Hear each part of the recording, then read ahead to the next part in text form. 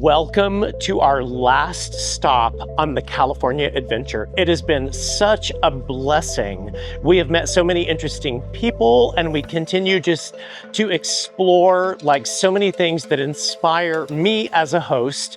So I have been to Raised by Wolves before. It's kind of a speakeasy concept, but what I love is just the importance and the emphasis of the aesthetic and the environment of the experience. So we're gonna go inside, we're gonna share some of the details of how they do hospitality, and hopefully we'll share some ideas, thoughts, experiences, inspire you as a host. Let's go inside.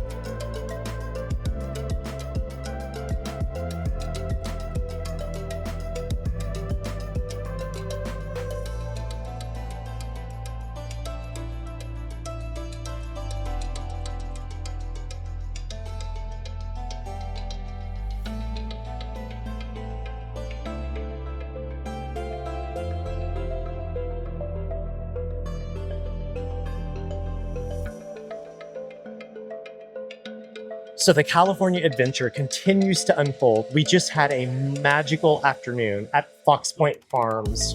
Just the most incredible experience with, soil to table, incredible hospitality.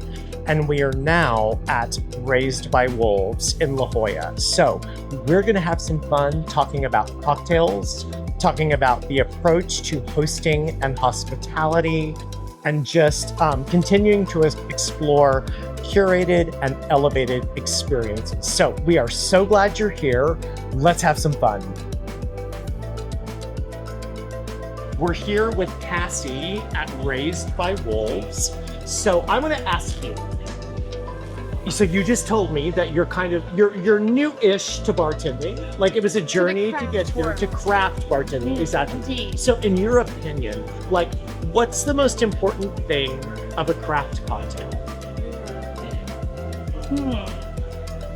I would say, here, I think dilution is everything. Dilution, and what is that?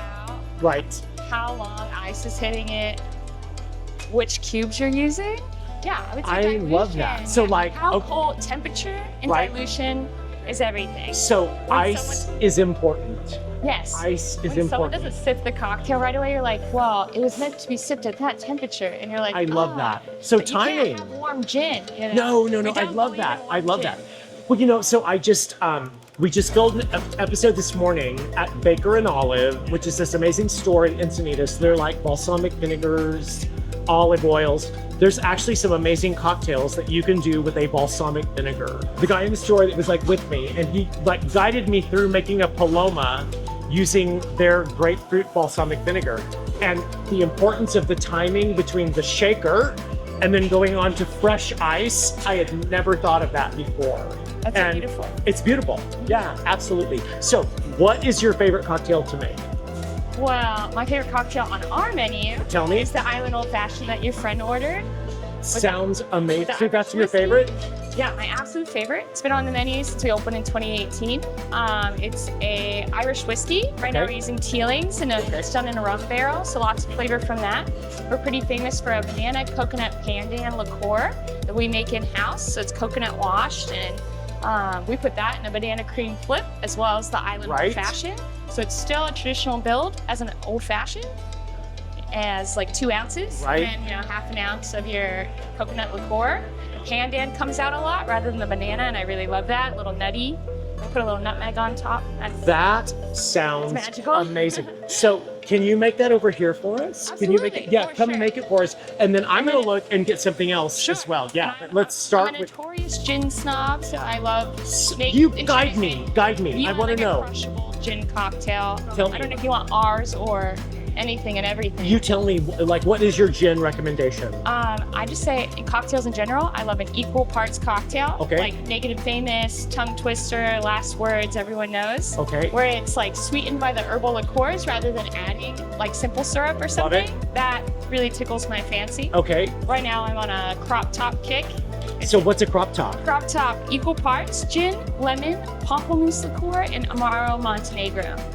Yeah. It's not $500, is it? No. Okay. So you know what? I'm gonna do a crop top. Sweet. Unless you prefer mezcal, I have another favorite, equal parts. Talk to me about that.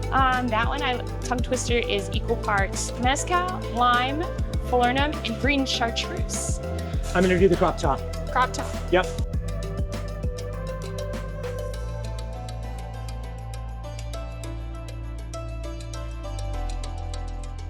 Oh, let's do it.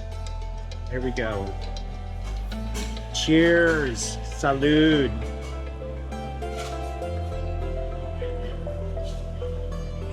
Oh my God. Delicious. I love grapefruit in a cocktail. Oh, you do?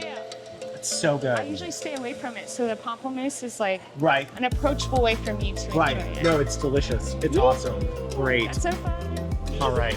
Thanks for having me. No, That was perfect. cool. Awesome.